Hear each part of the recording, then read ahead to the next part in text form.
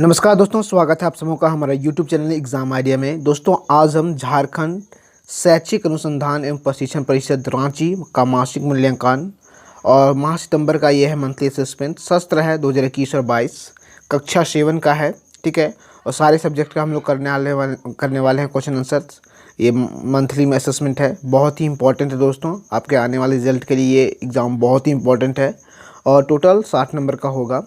सबसे पहले हम लोग हिंदी का क्वेश्चन आंसर करेंगे। दोस्तों वीडियो आगे बढ़ाने से पहले मैं आपसे रिक्वेस्ट करना चाहता हूं कि अगर आप ये मेरे चैनल पे पहली बार विजिट कर रहे हो तो प्लीज़ मेरे चैनल को सब्सक्राइब करें और वीडियो को अपने दोस्तों के साथ शेयर जरूर करें दोस्तों। तो चलिए हम लोग आगे बढ़ते हैं और हिंदी का क्वेश्चन आंसर सबसे पहले करते हैं, ठीक है। तो चलिए, यहाँ पे आपको यहाँ दिखाई दे रहा होगा एक छोटा सा गद्यांश दिया गया है, पैसेज दिया गया है। इसको आपको पढ़ना है और इसी के रिलेटेड से मतलब इसी के अनुसार से 1 और 2 क्वेश्चन सेट किया गया है, उसी को आंसर आपको करना है, ठीक है। आप अच्छे से पढ़ लेना इसको, मैंने पढ़ा है तो मैं डायरेक्ट आंसर करता हूँ। क्वेश्चन नंबर 1 है, धान के खेतों में किसान नीम, सिंदूआर और करम की डालियाँ क्यों गाड़ते थे? इसका ऑप्शन दिए गए हैं। वज्रपात से फसल को बचाने के लिए, अपने खेतों की पहचान के लिए, कीट पतंगों से फसलों की रक्षा के लिए, या ऑप्शन नंबर डी है खेत में छाया होने के लिए। तो दोस्तों इसका सही आंसर है ऑप्शन नंबर सी, कीट पतंगों से फसलों की रक्षा करने के लिए, ठीक है। क्वेश्चन नंबर 2 है, रसायन शब्द में एक प्रत्यय जुड़ने से कौन शब्द बनेगा? अगर रसायन शब्द में एक प्रत्यय जोड़ दिया जाएगा तो कौन सा शब्द बनेगा? आपके 4 ऑप्शंस दिए गए हैं, रासायनिक, रासायनिक, रासायनिक, रासायनिक। तो इसमें से कौन सा सही है आपको टिक करना है। तो दोस्तों इसका 2 का आंसर हो जाएगा ऑप्शन नंबर सी, रासायनिक, ठीक है। इसमें अगर प्रत्यय जुड़ेगा रसायन में तो ये आपका सही शब्द बनेगा रासायनिक, ठीक है। तो आपको सी लगाना है टिक। चलिए क्वेश्चन नंबर 3। क्वेश्चन नंबर 3 है, निम्नलिखित शब्दों के अर्थ लिखिए। अन्य का क्या अर्थ होता है? तो दोस्तों अन्य का अर्थ होता है दूसरा, ठीक है। अन्य का अर्थ होता है दूसरा। और नेक्स्ट है अन्न। अन्न, अन्न का क्या मतलब होता है? अन्न का मतलब होता है अनाज। अन्न का मतलब होता है अनाज, इनका अर्थ होता है अनाज। कर्म है ना, कर्म का मतलब क्या होता है? कर्म है, ये एक्चुअली कर्म नहीं है, कर्म है। तो कर्म का मतलब होता है सिलसिला, सॉरी सिलसिला। सिलसिला आपको लिखना है, इसका मीनिंग है ना, सिला डैश देना बीच में, सिलसिला, ठीक है। और लास्ट है चौथा कर्म। कर्म का क्या मतलब होता है? कर्म मतलब होता है काम। कर्म का मतलब क्या होता है? काम। दोस्तों ये आपको कंफ्यूज करने के लिए वर्ड दिए हैं। आप देख पा रहे होंगे कि अन्य और अन्न एक जैसा है, कर्म और कर्म एक जैसा है। तो चारों का मतलब आपको बताना था, जो मैंने आपको बता दिया। अन्न का होता है दूसरा, अन्न का होता है अनाज, और कर्म का मतलब होता है सिलसिला, और कर्म का मतलब होता है काम, ठीक है। इसे इंग्लिश में हम लोग होमोफोन्स कहते हैं। एक जैसा रहेगा लेकिन मीनिंग अलग अलग रहेगा, ठीक है। चलिए नेक्स्ट है क्वेश्चन नंबर 4, दवा के रूप में पेड़ पौधों के किन किन अंगों का प्रयोग किया जाता है? 4 औषधीय पेड़ों का नाम लिखिए। तो चलिए इसका हम लोग क्वेश्चन आंसर लिखते हैं।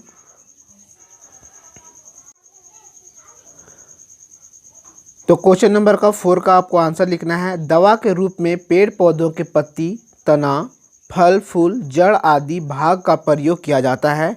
हाँ, इसका 4 औषधि है। 4 औषधि पेड़ पौधों के नाम, तुलसी, नीम, और थर्ड में लिखिएगा अदरक, अदरक, और चौथा 4 नंबर लिखिएगा नींबू। 4 नंबर लिखिएगा नींबू, है ना, ठीक है। ये 4 औषधियों का नाम मैंने आपको बता दिया। पहला तुलसी, दूसरा नीम, तीसरा अदरक, और चौथा नींबू। तो चलिए अब चलते हैं हम लोग नेक्स्ट क्वेश्चन की ओर। इसको अच्छे तरीके से नोट कर लीजिएगा, है ना।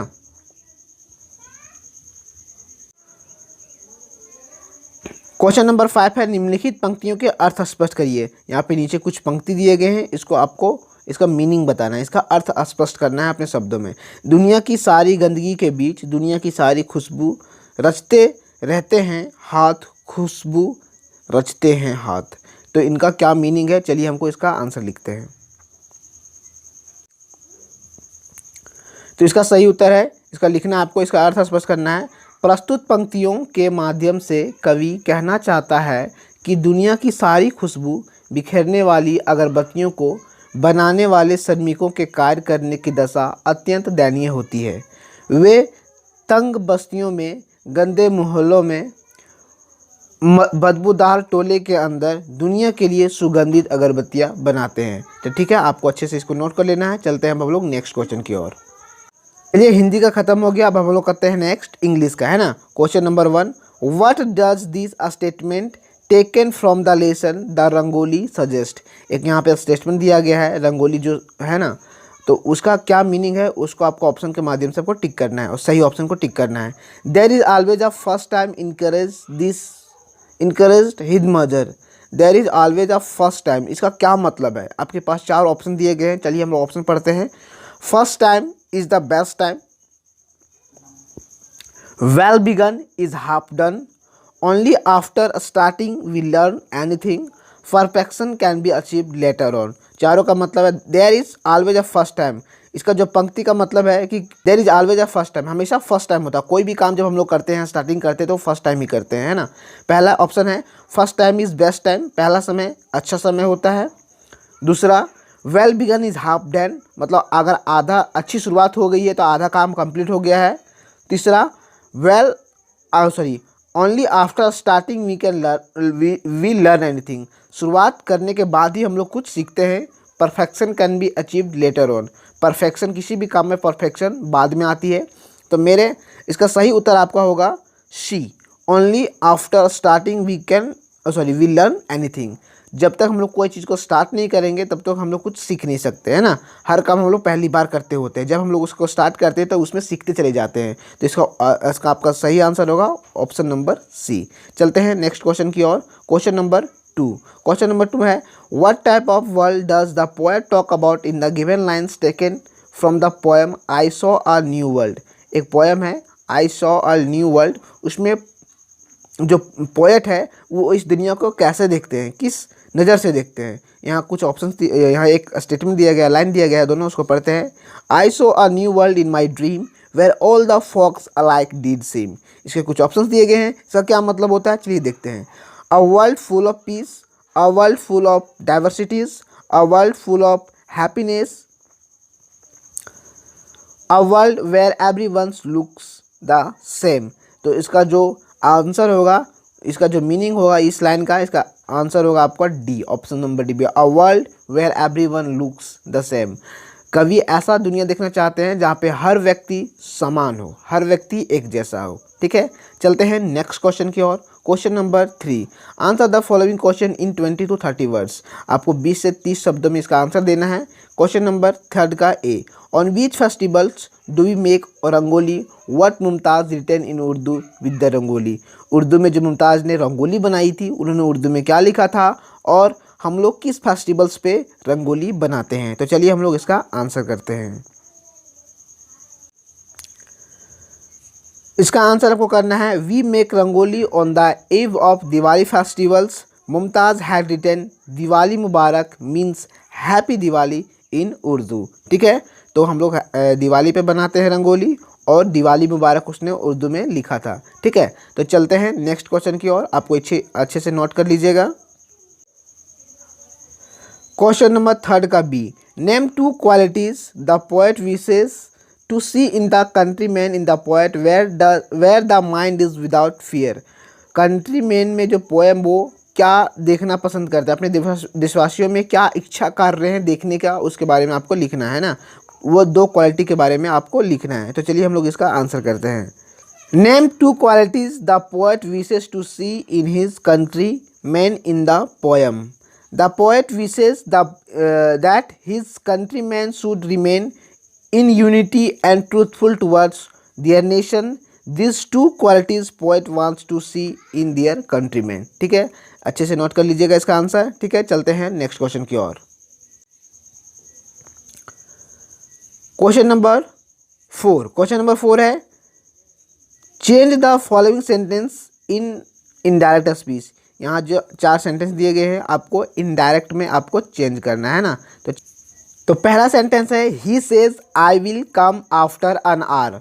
तो इसको हम लोग चेंज करते हैं इनडायरेक्ट में, आपको लिखना है he says that he would come after an hour. ठीक है, नेक्स्ट सेंटेंस है, she said this is the cheapest cloth, ठीक है, तो इसको आपको चेंज करना है, आपको लिखना है she said that this was the cheapest cloth, she said that this was the cheapest cloth, last में चीपेस्ट क्लॉथ, ठीक है। चलते हैं नेक्स्ट सेंटेंस की ओर।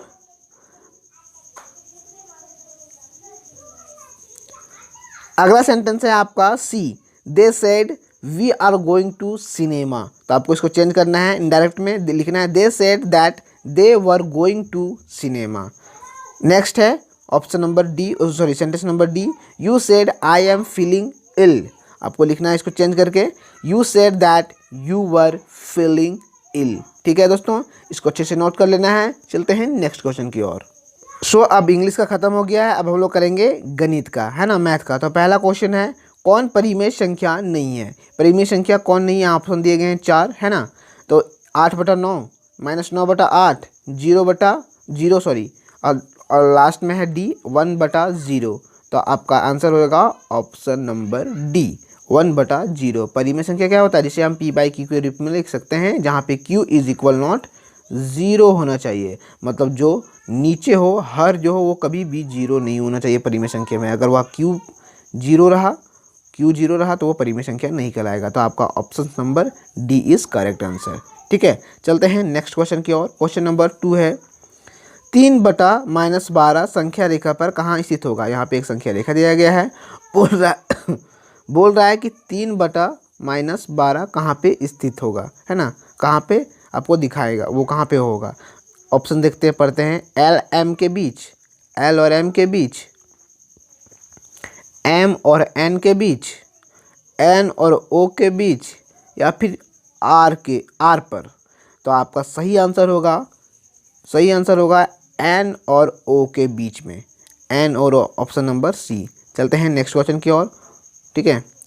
तो क्वेश्चन नंबर 3 है -21/36 को मानक रूप में लिखिए, मतलब छोटा करके लिखना है ना। तो चलिए इसको सीधा आपको क्या करना है, काट देना है, काटेंगे 3 के टेबल में कट जाएगा, है ना, 3 सत्ती 21, 12 तिया 36, क्या और कट रहा है या नहीं, 7/12 सॉरी -7/12 आपका आंसर आ गया, ठीक है। सिंपल है, वेरी सिंपल, आपको बस काट कर देना है, छोटा रूप में लिख देना है।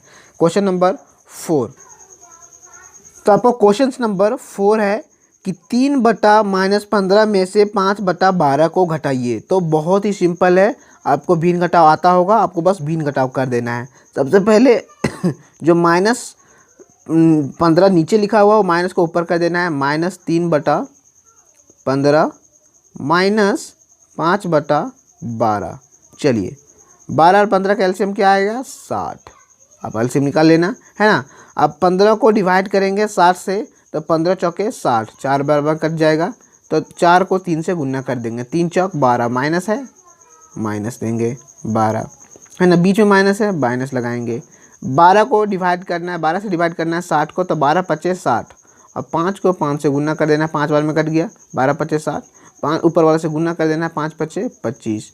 अब माइनस माइनस प्लस, 12 में 25 जोड़ेंगे तो 5 और 2 7, 2 और 1 3, 37 आएगा। चिन्ह क्या आएगा, माइनस का, -37/60, दिस इज योर आंसर, है ना, बहुत ही सिंपल है। चलते हैं नेक्स्ट क्वेश्चन की ओर, नोट कर लीजिएगा इसको अच्छे से, वीडियो पॉज करके। क्वेश्चन नंबर 5 है -1/3 में से -1/3 के बीच 2 परिमेय संख्या ज्ञात करना है। बहुत ही सिंपल है, मतलब -1/3 और 1/3 के बीच में आपको 2 परिमेय संख्या ज्ञात करना है, लिखना है। दोस्तों मैं आपको बता दूं कि 2 संख्याओं के बीच में अनगिनत संख्याएं होती है। अगर आपको लग रहा है कि -1 के बाद 1 ही आता है और 0 आता है, 0 के बाद 1 आता है, तो -1 और 1 के बीच खाली 0 है, तो ऐसा नहीं है। -1 और 1 के बीच में करोड़ों संख्या हैं। आपका आंसर अलग आएगा, अगला इंसान का अगला आंसर अलग आएगा, सेम नहीं आ सकता, है ना। लेकिन आप प्रोसेस से बनाएंगे तो आपको नंबर फुल का फुल मिलेगा। चलिए इसको हम लोग बनाते हैं, है ना, ध्यान से देखिएगा। जैसे माइनस आपको लिखना है -1/3 तथा 1/3 के बीच में 2 परिमेय संख्या निकालना है ना। तो देखिए नीचे हर बराबर है, तो वो हर बराबर करने की टेंशन हमको नहीं है। सीधा आपको -1/3 को गुना करना है 2 से, क्योंकि 2 परिमेय संख्या ज्ञात करना है, 2 तथा 1/3 को भी गुना करना है दो से ही, है ना, नीचे ऊपर सेम से गुना करना है। आगे लिखना है आपको 2 एकम 2, 2 तिया 6 माइनस 2/6 आ गया। यहाँ पे 2 एकम 2 और 3 दूनी 6, तो मेरे पास 2 नंबर मिल गया। एक नंबर यहाँ पे आप देख पा रहे हो, एक 2/3 आया है और एक -2/6 आया है। इन दोनों के बीच में कितनी परिमेय संख्या है? 2 परिमेय संख्या तो आराम से हमें दिख रहा है ना। कैसे? सॉरी, लास्ट में 6 है, नीचे 6 है, क्योंकि 2 तिया 6 होता है। ठीक है, तो चलिए एक संख्या हमको मिल गया -2/6 तथा 2/6। इन दोनों के बीच में हमें 2 परिमेय संख्या लिखना है। 2 परिमेय संख्या तो आराम से हम लोग लिख सकते हैं, माइनस 2/6 तथा 2/6 के बीच में 2 परिमेय संख्या हमें ज्ञात करना है। तो क्या आएगा? -2/6 के बाद फिर क्या आएगा? -1/6, फिर आएगा क्या? 0/6, फिर आएगा 1/6, फिर आएगा 2/6। अब देखिए 3 परिमेय संख्या है या नहीं है? बिल्कुल है। -1/6, 0/6, 1/6। आपको मात्र दोनों में से 2 लिखना है, यही आपका आंसर हो गया। बस सिंपल सा, बहुत सिंपल। आपको अच्छे से वीडियो को पॉज करके लिख लीजिएगा। ठीक है, चलते हैं नेक्स्ट सब्जेक्ट की ओर। नेक्स्ट सब्जेक्ट है विज्ञान। क्वेश्चन नंबर 1 है, सभी जीवों को जीवित रहने के लिए सांस लेना अनिवार्य है। निम्नलिखित में से कौन मानव का प्रमुख श्वसन अंग है? ऑप्शन पढ़ते हैं। ए फेफड़ा, बी हृदय, सी गलफड़ा, डी श्वासरंध्र। तो आपका आंसर है ए फेफड़ा। बहुत ही आसान था। चलते हैं नेक्स्ट क्वेश्चन की ओर। क्वेश्चन नंबर 2 में रासायनिक परिवर्तनों में नए पदार्थ का निर्माण होता है। नीचे दिए गए विकल्पों में से हानिकारक रासायनिक परिवर्तन का चयन करें। तो बहुत सारे इसमें एक रासायनिक परिवर्तन दिया गया है, 4 ऑप्शन, उसमें से आपके लिए हानिकारक कौन रासायनिक परिवर्तन है उसमें टिक करना है। तो जंग लगना, भोजन का पचना, प्रकाश संश्लेषण, फलों का पकना। ऑब्वियसली ये आपका आंसर होगा ए, जंग लगना हमारे लिए हानिकारक होता है ना। तो चलिए ऑप्शन नंबर 2 का, सॉरी क्वेश्चन नंबर 2 का होगा ए। चलते हैं नेक्स्ट क्वेश्चन की ओर। क्वेश्चन नंबर 3, एक कार की चाल 60 किलोमीटर प्रति घंटा है, 60 किलोमीटर प्रति घंटा, और बस की चाल है 80 किलोमीटर प्रति घंटा। तो किसी स्थान पर शीघ्र पहुंचने के लिए आप किस वाहन का चयन करेंगे? अगर आपको जल्दी किसी जगह पे पहुंचना है तो आप कौन सा वाहन का लेंगे? जो ज़्यादा तेज़ चलता है या कम तेज़ चलता है? ऑब्वियसली सी बात है, जो ज़्यादा तेज़ चलता है तो हम बस का चयन करेंगे। तो आपको आंसर ऐसे लिखना है, आपको लिखना है उत्तर में हम बस का चयन करेंगे, क्योंकि बस की चाल कार की चाल से अधिक है। ठीक है, चलते हैं नेक्स्ट क्वेश्चन की ओर। नंबर 4 है, ऊन प्राप्त करने के लिए भेड़ों के बालों की कटाई गर्मी के मौसम में क्यों की जाती है? कारण बताइए। चलिए इसका आंसर लिखते हैं। इसका आंसर आपको लिखना है, सामान्यतः भेड़ों के बालों की कटाई गर्मी के मौसम में की जाती है ताकि भेड़ पर बालों के सुरक्षात्मक आवरण के ना रहने पर उन्हें मौसम की वजह से तकलीफ ना हो। तो इसको आपको कॉपी में नोट कर लेना है। चलते हैं नेक्स्ट क्वेश्चन की ओर।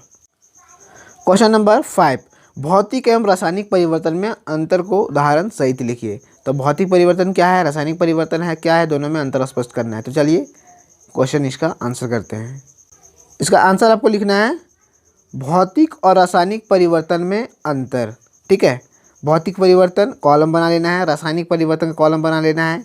ए लिखना है, इसमें नए पदार्थ का निर्माण नहीं होता है। इसमें ए लिखना है, इसमें एक या एक से अधिक नए पदार्थ का निर्माण होता है। बी लिखना है, यह अस्थायी परिवर्तन है। और बी इसमें लिखना है, या स्थायी परिवर्तन है।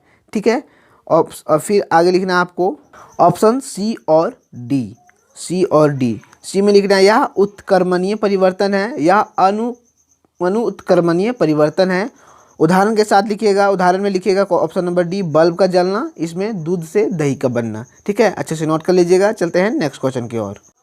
प्रश्न नंबर 1, सही तुगलक वंश से संबंधित सुधार कार्य के लिए आपके उनमें से सामाजिक विज्ञान का हम लोग कर रहे हैं, है ना। आपके उनमें से किए गए सुधार कार्य के आधार पर सही विकल्प का चयन करें। यहाँ कुछ ऑप्शन दिया गया है, आपको कुछ तुगलक वंश के संबंधित सुधार कार्य दिए गए हैं, आप उनमें से कुछ सुधार कार्य पर सही विकल्प का चयन करना है। दोस्तों एक्चुअली इसे मैंने बहुत ढूंढा और कोशिश किया, लेकिन ये मुझे कहीं नहीं मिला, तो ये मैं आप पे छोड़ता हूँ, आप आसानी से कर लेना। वैसे भी 1 नंबर का है, अगर छूटेगा तो कोई ज़्यादा प्रॉब्लम होगा नहीं, ठीक है।